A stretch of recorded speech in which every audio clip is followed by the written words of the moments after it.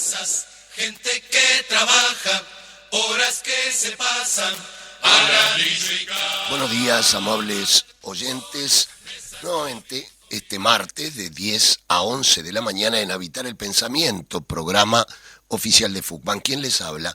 Gustavo González, secretario general de la misma, en un día muy particular, debido a que el eje central de los problemas políticos del país se están centrando en la llamada rendición de cuentas.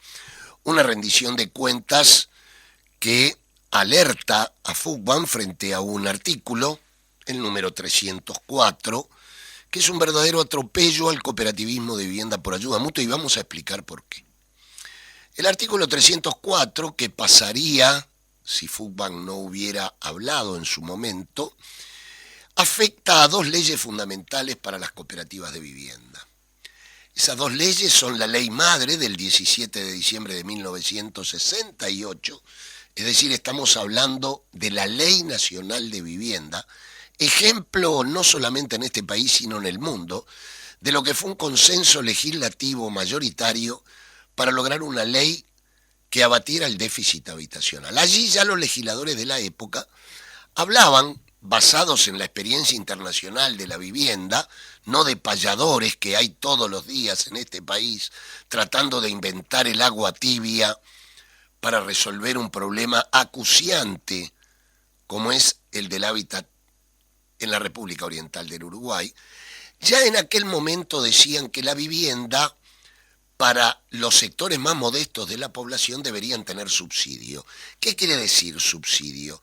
Subsidio quiere decir que si una familia asume cualquier programa del Estado para resolver el problema de la vivienda, el ejemplo, por ejemplo, puede ser el nuestro, las cooperativas de vivienda de ayuda mutua y de usuarios, bueno, si resuelve el problema de la vivienda luego de tanto sacrificio, lo ideal para el país, para el Estado, para el conjunto de la sociedad es que esa familia no vuelva a engrosar el déficit habitacional. Para ello, como son trabajadoras y trabajadores, donde la vida del trabajador en el sistema imperante oscila siempre entre que tengo trabajo o no tengo, estoy desocupado, otro tiempo puedo estar desocupado, puedo tener rebaja salarial.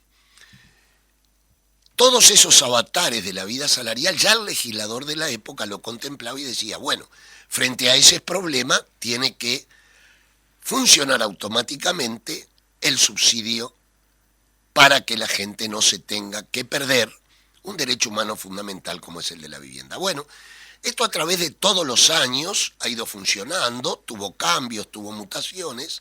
La más interesante fue la del 2017, que genera lo que se llama el subsidio a la permanencia.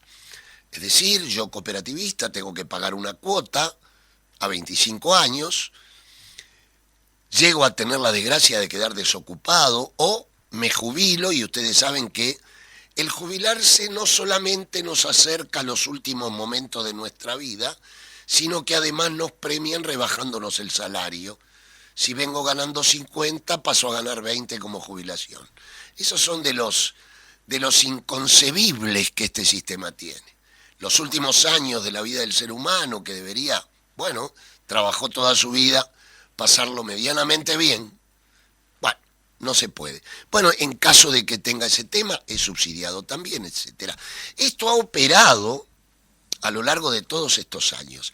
Y este magnífico artículo 304 afecta dos situaciones del cooperativismo de vivienda.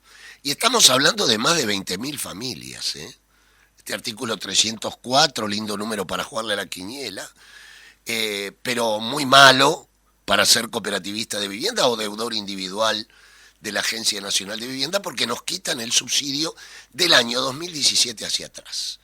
Es decir, solo operará aquellas cooperativas que tienen préstamo después del 17. Todas las anteriores, que son la inmensa mayoría de las cooperativas, que además ya tenemos derechos adquiridos porque hemos sido subsidiados durante determinado lapso de tiempo, luego salimos del subsidio, etcétera. Bueno, este magnífico artículo 304 lesiona dos cosas. Primero dice que si una cooperativa se refinanció, no puede tener derecho al subsidio. ¿Qué quiere decir refinanciarse? El legislador de la época con lucidez planteaba, bueno, puede haber dos instrumentos para resolver el problema del no pago de la cuota. Uno, el alargamiento de plazos. En vez de que paguen 25 años, pagarían 35 y le rebajamos la cuota mensual. Y si no, no condición sine qua non, sino y también podrá subsidiarse. Bueno, eso lo quitan. Y lo que es peor, en el último párrafo de esta joya legislativa, se dice que la ley del 2017 solo servirá de allí en adelante, luego de haber tenido derechos adquiridos durante todo este periodo. Bueno, esto alerta y moviliza a Fugbank. Estamos teniendo plenarios permanentes, la gente está muy preocupada. El viernes próximo habrá una vigilia desde las 15 horas, llegando gente, volanteando, agitando en la puerta del ministerio para explicarle a la población de qué se trata este atropello. A las 18 horas haremos una concentración importante, donde marcharemos luego por la Torre Ejecutiva hasta llegar a Plaza Libertad. Esperemos que sea una movilización masiva. Ya hay muchas localidades del interior del país que han comprometido su participación. Van a venir varios ómnibus de compañeras y compañeros para sumarse a esta marcha nacional, que es, el inicio fue la denuncia, la explicación, sensibilizar a la opinión pública que puede no entender de estos temas tan concretos para los que estamos en la vivienda todos los días. Y bueno, hay que tratar de explicarle a la opinión pública para que sepa de lo que se trata esto. La rendición de cuentas, además, que podría ser un momento donde se nos devolviera la partida presupuestaria que ya le recortaron 40 millones de dólares en 2 años, pero siguen hablando. Uno escucha el oficialismo y siguen construyendo castillos en el aire. Siguen diciendo que van a construir. Fíjense una cosa. La ministra de Vivienda, cuando fue llamada por el Parlamento y le preguntan ¿de dónde va a salir el dinero para los asentamientos irregulares?, dice no saberlo. ¿Se puede creer? ¿Usted está escuchando bien? Bueno, eso fue lo que dijo. Dicen, bueno, todavía no está claro. Pero yo digo, si todavía no está claro, ¿cómo hicieron una conferencia de prensa en el Palacio Legislativo? Se llamó a toda la prensa y se le dijo que comenzaban la gran obra que no deja dormir, parece, al presidente de la República, porque el otro día escuché que él, pobre, no puede dormir pensando en la gente de los asentamientos irregulares y del sueño del pibe que tuvo de que va a resolverle el problema de los asentamientos cero. Ya bueno, eso se cayó. Ahora parece que la ministra dice que con el dinero que recibiría, bueno, van a poder cumplir con un 10% de los asentamientos irregulares. Pronóstico que Fugbank hizo desde que comenzaron a hablar de la dramática situación de los asentamientos irregulares del país. Entonces, no solamente que no nos devuelven los 40 millones de dólares de recorte, sino que además no hay un peso más en la rendición de cuentas para vivienda.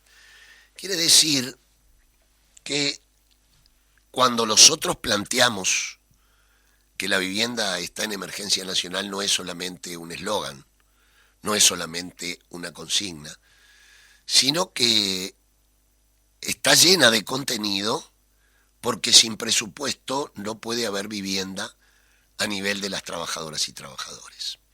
Aquello de que el Estado fuera el escudo de los pobres ha quedado en la historia. Con una administración que desde el tercer día que asumió el gobierno caracterizó que lo más importante y lo que no se toca en el país son a los mayaboros. Quiere decir que es una administración que tomó partido decididamente por el capital de este país. Y bueno, amigas y amigos que estamos en el pelotón de rezagados de esta vuelta ciclista, que en forma humorística la quiso colocar el presidente de la República, hay que resistir, hay que juntarse, hay que seguir movilizándose para frenar esta ofensiva. Esperamos que reflexionen. Estuvimos en el Parlamento Nacional, hablamos en las comisiones pertinentes, explicamos los alcances nefastos de este artículo 304. Y entonces, bueno, el planteo de FUCBAN es concreto, hay que sacar este artículo. Este artículo no beneficia a nadie, mucho menos a los cooperativistas de vivienda, a los deudores individuales, pero tampoco al gobierno, tampoco al Estado, porque esto sería la liquidación del único programa que ha sobrevivido a todos los gobiernos, como ha sido el cooperativismo de vivienda por ayuda mutua. Entonces, los esperamos este viernes, como inicio de un plan de lucha, porque el 18 de agosto los vamos a juntar nuevamente, vamos a rodear el Palacio Legislativo a los efectos de que el artículo 304 no pase desapercibido. El tema de la vivienda está ligado al problema de la salud y al problema de la educación de nuestra gente. No es solamente un problema de los cooperativistas, es un problema de todos y todas los que tienen necesidad de vivienda en el país. No se puede construir con el pico, no se puede construir con la boca. Eso, con el pico puede construir el hornero,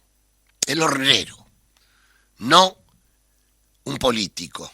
El político tiene que poner en práctica los instrumentos políticos que ya tiene el país a través de una cartera de tierra a nivel nacional, a través de préstamos a bajos intereses y a través fundamentalmente de concebir de una vez por todas a la vivienda como un derecho humano fundamental y no como una mercancía. Hoy nos retiramos temprano del estudio porque queda el área de género con un tema sumamente interesante. Otra ley que colaron sobre tenencia compartida en la rendición de cuentas. Habrá dos compañeras especialistas junto al área de género que nos documentarán de qué se trata esta ley, que seguramente y tristemente vaya a ser aprobada. Yo los veré nuevamente el martes que viene, de 10 a 11 de la mañana en Habitar el Pensamiento. Pasamos a la pausa y las dejo en inmejorable compañía con el área de género de FUCBAN. Hasta el próximo martes. Desde septiembre de 2020, la Comisión de Constitución y Legislación de la Cámara de Senadores viene analizando reformas normativas al régimen de tenencia de niños, niñas y adolescentes. La discusión parlamentaria tuvo origen en dos proyectos de ley tendientes a modificar los artículos 34, 35, 37, 39 y 40 del Código de la Niñez y la Adolescencia. Por un lado, el proyecto de ley presentado por los senadora, Carmen Aciaín, Graciela Bianchi y el señor senador Sergio Abreu, denominado Corresponsabilidad en la Crianza. Por el otro, el proyecto de ley presentado por los senadores Guillermo Domenech, Raúl Lozano y Guido Manini Ríos, sobre tenencia compartida responsable. Aclarando que ahora, el 2 de agosto, sale del Senado al Parlamento, ¿no? Uh-huh. En ese marco, en marzo del 2021, el Instituto Nacional de Derechos Humanos remitió a la mencionada Comisión de Opinión Preliminar. En la actualidad, y al conocerse una nueva versión del proyecto de ley, la Institución Nacional de Derechos Humanos considera oportuno acercar a las y los integrantes del Poder Legislativo las siguientes apreciaciones. En relación a la aplicación del principio del interés superior de niñas, niños y adolescentes, el proyecto parecería abandonar la idea de perceptividad de la tenencia compartida que ya existió en los textos originales, optando por la solución actualmente vigente donde, a falta de acuerdo, es el juez quien determina el mejor régimen que se ajuste al caso concreto. Sin embargo, el texto propuesto mantiene una jerarquización de la tenencia compartida como la alternativa a privilegiar. Este aspecto podría considerarse de dudosa compatibilidad con el principio de interés superior de niñas, niños y adolescentes. Por otra parte, la Institución Nacional de los Derechos Humanos entiende necesario reafirmar que las eventuales modificaciones que se realicen a las normas legales vigentes deben asegurar la protección de niñas, niños y adolescentes cuando se adopten decisiones judiciales respecto a situaciones de violencia. El Comité de los Derechos del Niño considera que se debe actuar de manera de prevenir situaciones de violencia y optarse por la solución que mejor proteja los derechos de quienes aparecen como actual o potencialmente agredidos.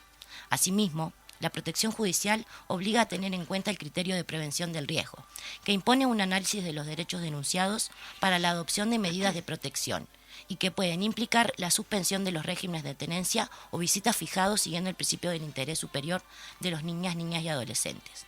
Bueno, estos son fragmentos que se obtenidos de la opinión de la Institución Nacional de Derechos Humanos sobre el proyecto de ley de corresponsabilidad en la crianza, actualmente en el Parlamento, de Montevideo, 12 de julio de 2022. Bueno, nosotras como área de género queríamos reflexionar sobre este tema porque nos parece importante este proyecto. Bueno, bienvenidas compañeras, gracias a Cecilia y a Fabiana por estar acá hoy con nosotras, y además, bueno, nos vamos a presentar desde el área. Yo soy Isabel Cervoni, integrante del área. Yo soy Génesis Ballestero, también integrante del área. Yo soy Lucía Carneiro, integrante del área. Y Analía, también integrante del área. Bueno, desde nuestro espacio, desde nuestra comisión, nos parecía fundamental poder debatir y reflexionar sobre este proyecto de ley que entendemos vulnera los derechos de las infancias. Y para eso, bueno, nos acompaña la compañera Cecilia Rodríguez, abogada de IPRU, y Fabiana Condon, psicóloga de la ONG El Paso. Bienvenidas compañeras y gracias por venir. Hola, buenos días. Bueno, muchas gracias por la invitación y bueno, creemos que son espacios como privilegiados para poder intercambiar y reflexionar exactamente sobre este proyecto de ley. Buenos días, Fabiana por acá. Gracias por recibirnos. Bueno, para comenzar nos gustaría preguntarle, Cecilia, ¿qué es la tenencia y la diferencia de patria potestad y la guarda? Bueno, ahí capaz que me gustaría empezar hablando de la patria potestad, porque para que todos y todas puedan entenderlo, en cuanto a la patria potestad es el conjunto de derechos y obligaciones que tienen los progenitores en cuanto a sus hijos e hijas. Y dentro a partir de la patria potestad se desprende lo que tiene que ver con la tenencia, ¿no? La tenencia es el hecho de hablando como de una manera sencilla, es el hecho de quién tiene al hijo, quién lo cuida y quién se hace cargo como de los cuidados diarios o rutinarios de la educación, de la salud, del dónde vive, de que ese niño o niña esté alimentado. De eso se trata la tenencia. La patria potestad engloba la totalidad de derechos y obligaciones que tienen los progenitores para con sus hijos e hijas. O sea, esto significa que quien tenga si uno de los progenitores tiene la tenencia, el otro progenitor no tiene menos derechos o menos obligaciones por eso para con su hijo o hija. Por eso es como importante diferenciarlo, digamos, ¿no? Y también es bueno saber que la tenencia no es algo que queda para siempre, sino que se puede tramitar en un proceso judicial y puede cambiar de acuerdo a las particularidades o a la situación de cada niño o niña y para el bienestar y el mejor estar de cada niño o niña. Por ahí lo que tiene que ver con la tenencia y la patria potestad. Bien, Fabiana, ¿qué es el proyecto de tenencia compartida o corresponsabilidad en la crianza? ¿Cómo surge? ¿No? O sea, como respuesta a qué problema está planteado y cuáles son las modificaciones que se imponen en las leyes a partir de su aprobación, ¿no? Perfecto. Sí, nosotros lo que venimos planteando de esta articulación de organizaciones sociales es, en primer lugar, que aquellos dos proyectos iniciales y este en particular hoy no presentan en su exposición de motivos ni dato ni fundamento de derecho que justifique una reforma de la legislación actual en lo que tiene que ver con regular la tenencia, o los asuntos vinculados a la tenencia y las cuestiones vinculadas a la protección de niños, niñas y adolescentes que viven situaciones de violencia. Entonces, la principal preocupación de aquellos dos proyectos iniciales es que no se presenta dato, que en la exposición de motivos no hay información, o sea, se parte de alguna manera de premisas falsas, ¿no? De plantear que existen una justicia que falla a favor de las mujeres en detrimento de los varones, cuando no se presenta evidencia de que la justicia esté funcionando de esa manera, más allá de que es evidente, ¿no? La necesidad de mejorar los recursos y mejorar la formación de los operadores. Eso no quiere decir que se haya presentado dato en ese sentido. Y además el proyecto viene a responder también a otra premisa falsa, que es decir que hay adultos que son, en general varones, que son injustamente separados de sus hijos por denuncias falsas. Esas son como de las dos cuestiones que impulsan de alguna manera estos dos proyectos y que son de las cosas que venimos como señalando y denunciando con mayor preocupación.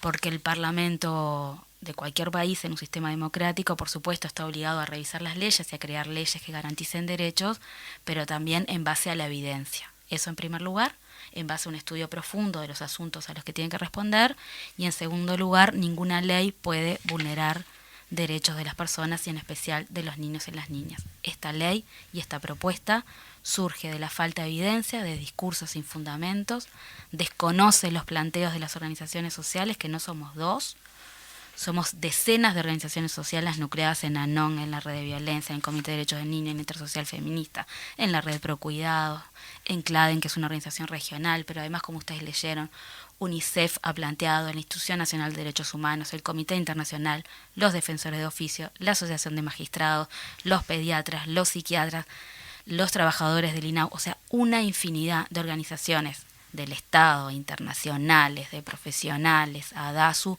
se pronuncian denunciando la vulneración de derechos graves hacia los niños, que significan los dos anteriores y esto. Entonces, hay dos cosas muy graves. Se desconocen esos pronunciamientos, esos señalamientos, se escucharon sin ser tomados en cuenta y hoy se sigue adelante con esto, se va a votar sin haber vuelto a recibir las cuestiones que las estamos, por suerte, pudiendo decir públicamente, porque no hemos sido recibidos, no solo nosotras, tampoco UNICEF, tampoco el Comité Internacional, es grave, ¿no?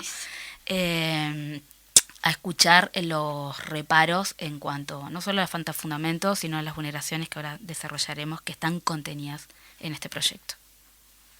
Bien. Cecilia, ¿por qué las organizaciones sociales vinculadas al tema están planteando que es una ley innecesaria? Y bueno, porque actualmente la legislación vigente ya establece la posibilidad de una tenencia compartida, que sería como el foco principal que coloca este proyecto.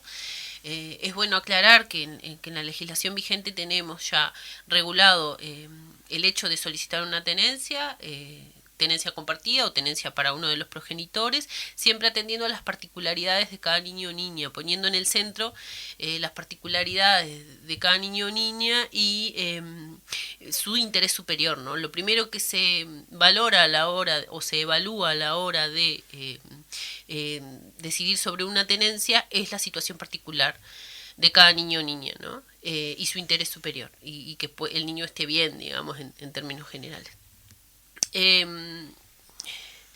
Luego, ¿me repetís por favor la pregunta? Porque No, un poco porque ya te decía, como ella ya nombró todas las organizaciones que estaban. Sí, Yo te preguntaba cuáles eran las organizaciones que apoyaban esta campaña de ley innecesaria. Sí, un montón de organizaciones que venimos como... Sí, que venimos como estudiando esto, porque como les decía, la legislación vigente ya establece cómo resolver una tenencia para niños o niñas, y por eso creemos que es innecesaria. Hay lo que me preguntaba la compañera, que tiene que ver con eso, creemos que es innecesaria porque y además de ser innecesaria está vulnerando como los derechos de los niños y niñas. Y está bueno aclarar también que además de que ya existe en la legislación vigente lo que tiene que ver con la tenencia, también existe legislado el principio de corresponsabilidad en la crianza, que es lo que se intenta imponer a través de este proyecto. Eso también ya está. Creemos que más que legislación para llevar a cabo la corresponsabilidad en la crianza, necesitamos de un cambio cultural, ¿no? Exacto. Claro. Que implemente de progenitores que estén atentos, que cumplan con sus obligaciones y que hagan ejercicio de sus derechos. Para eso no necesitamos una ley, sino simplemente hacerlo, digamos, porque ya está regulado y legislado. Sí, y además en esto de la tenencia, ¿no? Y la tenencia compartida, también ninguna ley, y volvemos a poner en el centro a los chiquilines, puede exponer o imponer la tenencia compartida a priori, ¿no? O sugerirla en términos generales, porque quizás no es lo mejor para los niños y las niñas. Por eso nosotros también nos parece que es importante poner como esta cuestión como en discusión, ¿no? Los chiquilines tienen derecho a ser cuidados, obviamente, en entorno familiar, los padres y madres tienen sus obligaciones en relación y sus derechos en relación a los chiquilines, pero ¿quién va a tener la tenencia, no? ¿Dónde va a vivir ese niño o la niña? Tiene que ser la mejor solución para ese chiquilín y esa chiquilina en particular, que a veces es con el padre, a veces con la madre y a veces es con ninguno de los dos, ¿no? Entonces eso también como poder considerarlo. Y lo otro que a mí me parece o nos parece que en algún punto ha sido difícil de transmitir a la población por qué confunde tanto y es tan complicado este proyecto, es porque bajo el título atractivo, que estaríamos todos de acuerdo en la tenencia compartida y la corresponsabilidad, se esconden o aparecen algunos artículos donde se desconocen los problemas graves que vive la infancia y entre ellos la violencia, ¿no? Entonces es verdad que quienes se separan o quienes tienen separaciones conflictivas, la sufren los chiquilines, lo sufren la familia, lo sufren los abuelos, eso es verdad. Las familias muchas veces cuando tienen que pasar por la justicia también sufren las demoras de la justicia, eso también no podemos negarlo ni desconocerlo, pero no tiene que ver con la norma, sino con los pocos recursos, la falta de recursos y a veces de formación que tiene el sistema de justicia, la falta de defensores que generan demoras que obviamente impactan mucho, ¿no? Porque nosotros sí reconocemos y creemos que es importante poner sobre la mesa que los chiquilines sí sufren muchas veces situaciones de violencia en sus familias, sufren separaciones donde las parejas están en guerra y se agarran a los chiquilines como si fueran botines de esa guerra y en ese proceso sufren todos y por supuesto sufren los chiquilines. Lo que nosotros queremos transmitir es que tenemos muy claro eso, que tenemos muy claro que la legislación actual prevé mecanismos que garantizan los derechos de todas las partes, que hay un problema grave del funcionamiento por falta de recursos, no por la ley. Y esta ley no le va a solucionar a ninguna familia que realmente quiera una buena respuesta en un proceso de separación donde están en pie de guerra, esta ley no se lo va a asegurar, solo van a agarrar a los gurises para repartírselo de una manera que no va a reconocer que es lo mejor para el chiquilín, además de que no están planteando ni siquiera recursos para mejorar la respuesta, ¿no? Eso en relación a la tenencia, si quieren, bueno, después hablamos de la violencia. Bien, Fabiana, en esto que venías comentando, nos preguntamos en qué lugar quedan los niños y las niñas y quién los representa, ¿no? Y bueno, esto de por qué es que hay que es una ley de adultos para adultos también. Sí, nosotros estamos diciendo, claramente que esta ley, además de que es necesaria, genera un daño concreto en los derechos de los niños. En primer lugar, porque desde que empieza la redacción hasta que termina, solo piensa en las personas adultas, o sea, es un discurso claramente adultocéntrico, usa palabras muy bonitas de la Convención, pero en la letra se desprenden vulneraciones a los derechos que están establecidos en la Convención. Por algo, los organismos internacionales y los nacionales que trabajan por la defensa, todos denunciamos eso.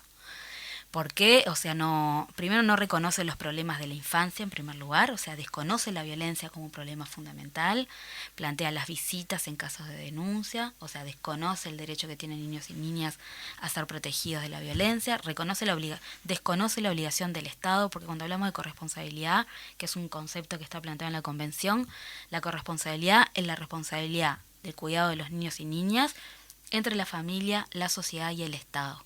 Acá el Estado se estaría obligando a su responsabilidad fundamental de garantizar los derechos de las niñas, sería el primero que estaría vulnerando los derechos, al decir que primero van a primar los intereses de los adultos sobre los niños, al decir que se lo va a escuchar, pero sí, es expresión de su voluntad libre autónoma, cosa que no nos harían a ningún adulto, a ninguno de nosotros nos dicen que nos van a escuchar. Yo te voy a escuchar, Isabel, sí creo que tu opinión es expresión de... Y, perdón, Fabiana, ¿y ahí cómo definimos que esa opinión de ese niño, de esa niña, de ese adolescente, es realmente una opinión autónoma, ¿no? O sea, ¿quién se encarga de definir, bueno, esta opinión sí es autónoma y tenida en cuenta o no lo es, ¿no? Es que en la redacción de ese artículo hay una anulación clara al derecho a ser oído, cuando se dice que se va a escuchar condicionado. Cuando uno dice que va a escuchar condicionado, no está escuchando y no está oyendo. Además, se oyen a los niños en las instancias judiciales, bueno, no sé si se sabe más, pero no solo lo que opinan, se oye a través de opiniones técnicas, de equipos técnicos, de informes médicos. O sea, escuchar al niño es en un sentido muy amplio, ¿no? ¿Qué es lo que necesita el juez y el defensor para hacer oír la voz en una instancia judicial de ese niño y esa niña en particular? No, y ahí me gustaría agregar que en cuanto a cómo se escucha a un niño o una niña actualmente, los defensores, que son abogados, que se le designa al niño o a la niña para que tenga su abogado que lo representa en el proceso, al igual que cualquier abogado que patrocina a un adulto, es lo mismo, porque no olvidemos que los niños y las niñas son sujetos de derecho para nuestra legislación. En ese caso, los defensores, a la hora de escuchar a los niños y a las niñas, tienen una amplitud, digamos, tienen flexibilidad para hacerlo de la manera que lo entiendan como una estrategia posible dentro del proceso. De la misma manera que un abogado patrocina a un adulto y busca la mejor estrategia de hacer ese patrocinio en cualquier proceso, lo hace un defensor del niño o la niña, ¿no? Y este proyecto viene a condicionar un poco cómo este defensor estaría representando o patrocinando a este sujeto de derecho, que en este caso es el niño o la niña, ¿no? Viene a establecer como las pautas de cómo patrocinarlo, de cómo escucharlo, y en eso una de las cosas que nos parece como más graves es que la obligación de que ese niño o niña vaya a entrevistas con su abogado defensor, una vez con un progenitor y otra vez con otro progenitor. Exactamente. Cuando en realidad hoy en día, actualmente, si un defensor ve que ese niño está en riesgo, sea en riesgo frente a cualquiera de sus progenitores o familiares o adultos referentes, puede flexibilizar la forma de escucharlo, digamos, ¿no? Puede buscar la forma y no necesariamente cumpliendo algunas pautas. Con este proyecto lo que se hace es,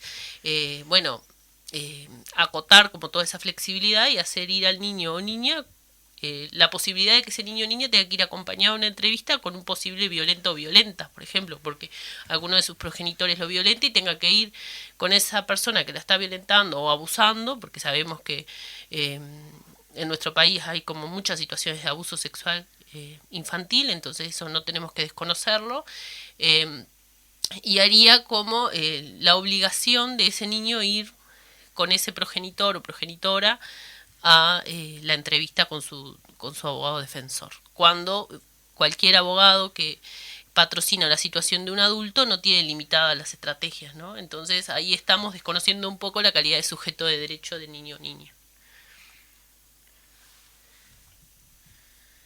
Y quizás a esto capaz que podemos agregar algunos datos que quizás son importantes, porque más allá de que en la exposición de motivos no se buscó la información, hay información que sí está, y nosotros le hicimos un pedido a la Suprema Corte, digo, para que también se ponga como sobre la mesa cuáles son los datos vinculados a tenencia, ¿no? En Montevideo, en 2020, primero todos sabemos la vida misma, ¿no? Que muchas veces la mayoría de las separaciones las parejas resuelven, ¿no? Las cuestiones vinculadas a la tenencia de los chiquilines. También en la vida misma sabemos que muchos se desentienden de los cuidados en los hechos de los chiquilines y las chiquilinas, de los cuidados materiales y de los cuidados afectivos. Pero en lo que tiene que ver con los juicios, en 2020 hubieron juicios por tenencia 270 en Montevideo y solo 16 fueron apelación. O sea, solo 16 situaciones en 2016 no estuvieron de acuerdo con lo que se resolvió en primera instancia. Ratificación de tenencias 1719, solo 5 apelaron, quiere decir que la mayoría se ponen como de acuerdo. Pero sí una cantidad enorme de juicios por pensión alimenticia, 2.381, donde 189 apelaron. Nosotros le estamos planteando, incluso muchas veces le hemos planteado a los parlamentarios, que quizás se podría perfectamente estudiar en esas 16 situaciones o en esas 5 que se apeló. Bueno, ¿qué pasó ahí? Nosotros sabemos que hay muchas situaciones donde se apelan y donde no hay acuerdos en las cuestiones vinculadas a las visitas. En muchas hay situaciones de violencia. Hay situaciones de violencia muy graves que quizás no se ha llegado a una condena penal de las personas denunciadas, pero que sí se entiende o el Estado entiende que hay que seguir protegiendo a esos niños de no dar visitas o no dar tenencias, aun cuando no haya condena penal. Por eso quizás querríamos un poquito hablar del tema de la violencia, que es de las cuestiones que entendemos que si se sigue adelante con este proyecto de ley y se mantienen algunos artículos en particular, que sería el artículo 4 y el artículo 6 de este proyecto de ley, imponiendo visitas en denuncias por violencia, el Estado estaría vulnerando el derecho de protección de los niños y vulnerando el derecho a prevenir formas de violencia grave como maltrato físico, continuidad del abuso sexual o incluso, como hemos visto, homicidios de niños en visitas con sus progenitores. Claro, lo que las cifras arrojan es que esta modificación justamente no es necesaria a los datos reales sobre lo que los datos reales que hay sobre tenencia. Sí, y lo que parece incluso un poco, no sé, muy contradictorio, que en función de muy pocos casos, ¿no?, en los cuales no hay acuerdo y que justamente son los casos en los que hay situaciones de violencia, se exponga a todos los niños y niñas que están expuestos a violencia, ¿no? Por supuestamente proteger derechos de los adultos que en realidad ya tienen contemplados, que lo que tienen que hacer es el proceso que está estipulado, se exponga a los niños más vulnerados que están expuestos a la violencia infantil, que la mayoría de las veces viene desde los hogares, en pos de los derechos de los adultos, ¿no? Eso es lo que parece más loco, porque se presume, además una de las cosas que llama pila la atención es que hable de presunción de inocencia del adulto en una ley que en realidad está planteando no una cuestión penal, sino una cuestión vinculada a los derechos en juzgado de familia, ¿no? Entonces eso me parece que es importante tener en cuenta, que se va a exponer a la violencia a muchos niños y niñas en función de derechos de los adultos. Eso por un lado. Después lo otro que me pareció también muy loco, por así decirlo, es el artículo 40, donde se plantea que si se entorpece las visitas, la modificación del artículo 40, se entorpecen las visitas, como que automáticamente irían frente a un juez que le agarra al niño y se lo devuelve a quien está denunciando, sin tener en cuenta a qué se debe esa denuncia, ¿no? Entonces ahí creo que es cuando esto que se está poniendo sobre la mesa, que es de adultos para adultos, y entonces el niño pasa a ser un paquete, ¿no? Sí. Y esa medida además, de alguna manera, castiga al niño, ¿no? Porque, Sí. bueno, ¿qué está pasando ahí? Sí, nosotros un poco lo que decimos en relación a la cantidad, porque si la cantidad, así sean 16, 30, no muestra un problema que tiene que ser atendido, bueno, está bien. El tema es que no se estudió qué pasa dentro de esa cantidad. Y eso es lo que Sí. nosotros planteamos como grave.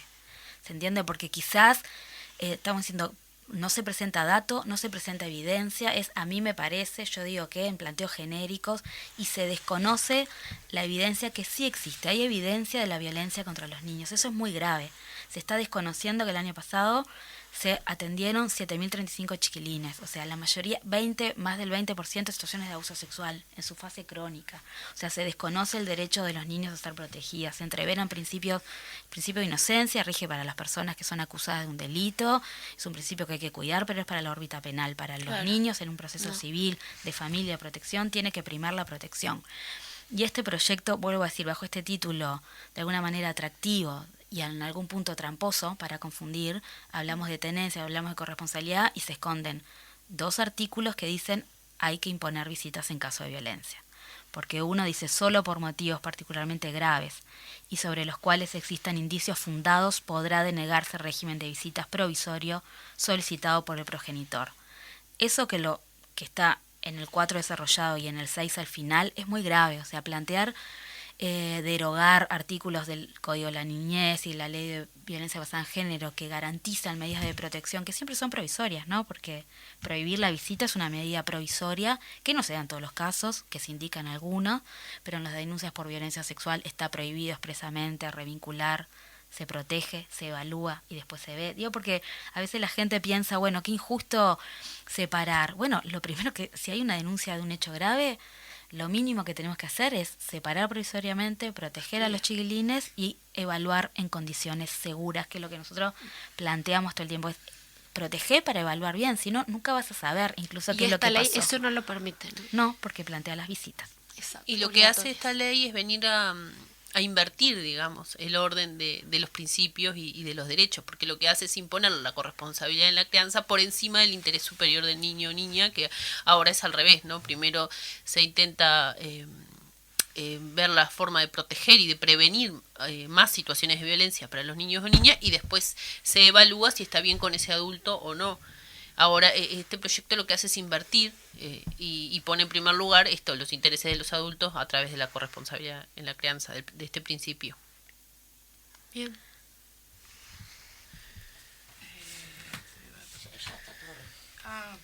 Pero ¿a quiénes beneficia una ley que no protege las infancias? Esto también ya. Y bueno, ahí creemos que bueno, que en realidad lo que tiene como la parte más grave y que tiene en algún punto como encubierta esta ley tiene que ver con esto de permitir las visitas aun cuando hay medidas cautelares. Ahí me gustaría como aclarar algunas cosas en cuanto para que todo el mundo lo pueda entender, todas las personas puedan entender, que tiene que ver con que una cosa es investigar a nivel penal, que algunas de las cosas ya la decía Fabiana, lo que tiene que ver con los delitos, que la violencia doméstica es un delito, el abuso sexual también es un delito y se puede investigar a nivel penal, pero los juzgados de familia especializados lo que tienen que hacer es proteger, esa es la función de los juzgados de familia. Cuando ven una situación de riesgo de un niño o una niña, tienen que protegerlo, sea frente a sus progenitores o sea en otros lugares en donde esté, siempre y cuando ese niño o niña esté en una situación de riesgo. Lo que hay que hacer es poner medidas de protección y prevenir. Para eso se pueden suspender actualmente las visitas, ¿no? Que no siempre se hace. Se suspenden cuando se evalúa que hay un riesgo y que la idea es prevenir que ese niño o niña se vea expuesto a otras situaciones. Mientras se evalúa, mientras hay un equipo técnico de juzgado que puede evaluar la situación, citar a los progenitores, citar a los niños o niñas, ¿no? Me gusta aclarar eso porque a veces nos han preguntado por qué mezclamos la violencia con este proyecto, y bueno, cuando hablamos de medidas cautelares hablamos de que se pusieron porque había una situación de violencia y por ende había un riesgo para ese niño o esa niña, ¿no? Entonces, ahora en el proyecto menciona que se van a mantener las visitas aún con medidas cautelares. Bueno, esa es la gravedad de la situación y creemos que detrás eso hay quizás algunos progenitores que están con medidas cautelares y no están pudiendo ver a sus hijos e hijas, y ese es el interés de poder tramitar una tenencia bajo estas condiciones que establece el proyecto, ¿no? Y esa es una de las cosas más graves. Que expone a niños y a niñas, Exactamente. ¿no? Que los vuelve a poner en situación de riesgo, ¿no? Una ley que los protege y esta ley los vuelve a colocar en ese lugar de vulnerabilidad. Exacto. Y por ende se contradice con todo lo que tiene que ver con el Código de la Niñez y la Adolescencia, que intenta proteger, y es una legislación que protege, con la Ley de Violencia basada en género. Bueno, se contradice con otra legislación. Sí, cuando en realidad los datos arrojan que las dificultades de ponerse de acuerdo entre los adultos tienen más que ver con las pensiones alimenticias que con la tenencia, ¿no? Exactamente. Entonces, eso es lo que no termina de quedar claro, ¿no? ¿Qué es lo que viene a responder esta ley cuando en realidad viene a generar más problemas o vulnerabilidades a las infancias? Sí, este proyecto de ley no responde a ninguna necesidad ni a ningún derecho de niños y niñas, eso seguro, que el mundo adulto tenemos que seguir revisando cómo cuidamos a los chiquilines, sí.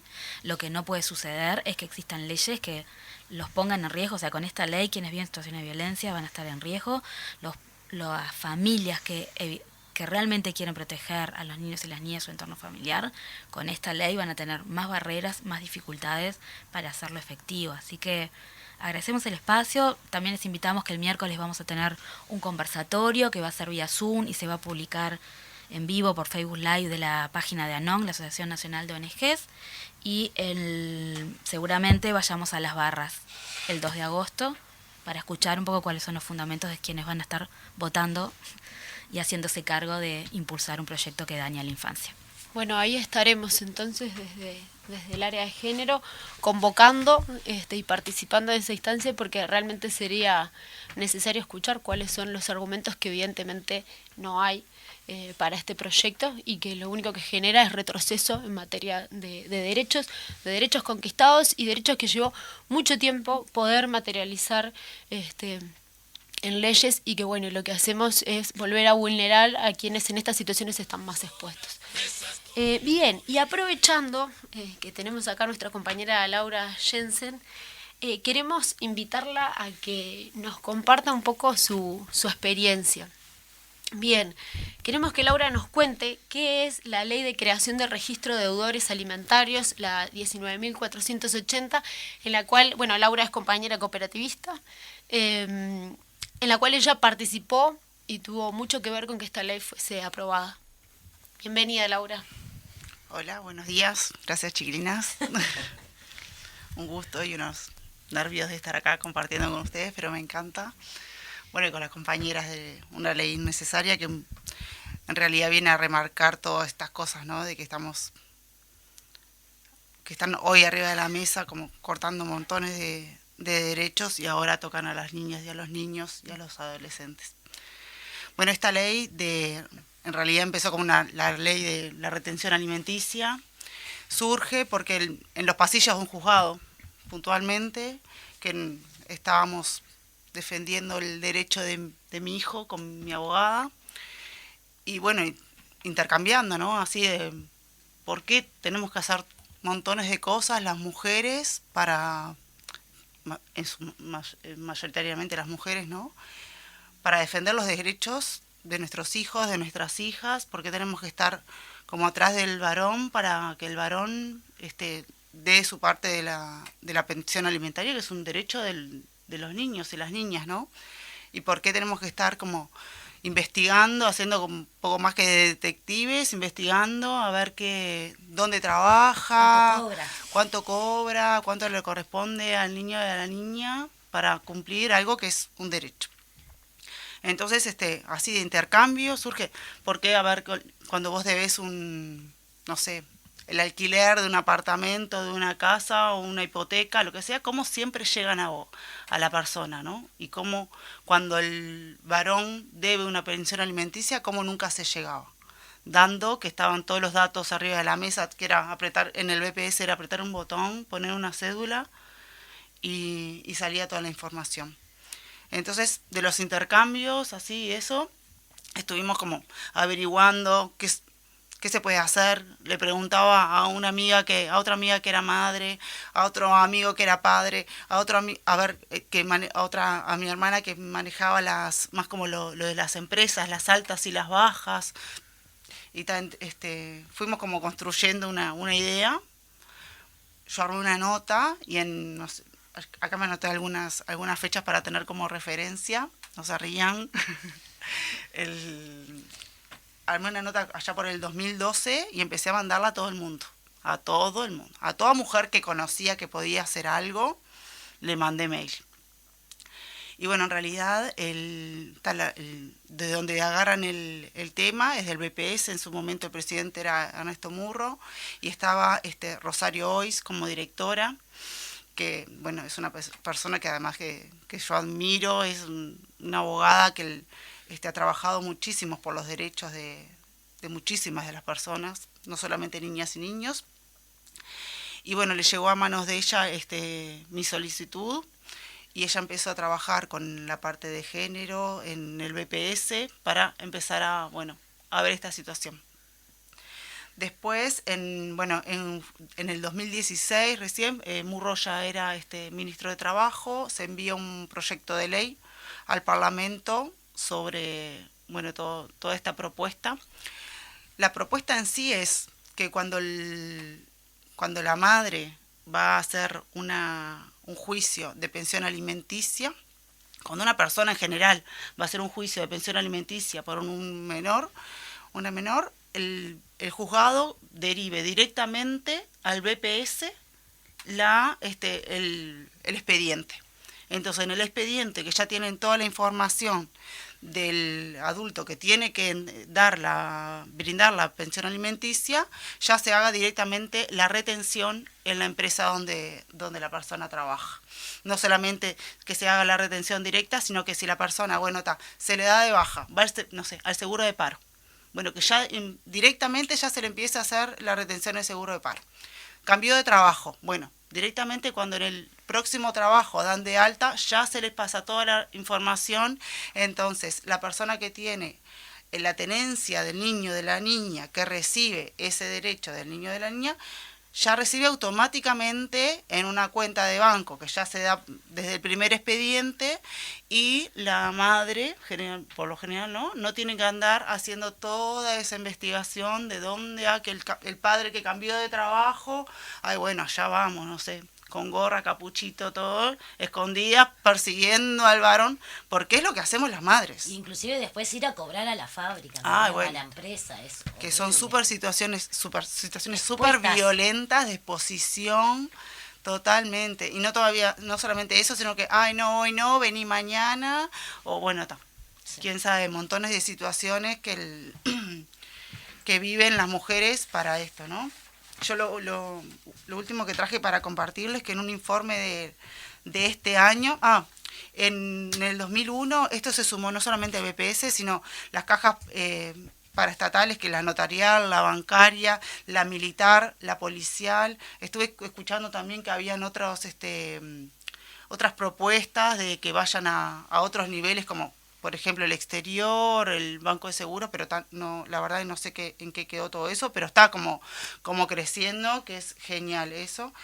Bueno, después cuando empezó la ley, que es la que genera el RENOA, que es el Registro Nacional de Personas Obligadas a pagar pensiones alimenticias, se hicieron en el 2008, por ejemplo, habían 17.000 retenciones económicas. En todo lo que fue el año pasado, ya habían 84.500 más o menos.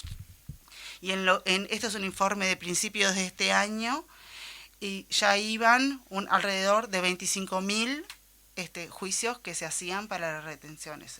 Que, como las compañeras decían en el informe anterior, los números dan que estas cosas son sumamente importantes, ¿no? Y que por suerte, gracias a esto, se ha ayudado a muchos niñas y niños a tener su derecho cumplido. Bien, gracias Laura.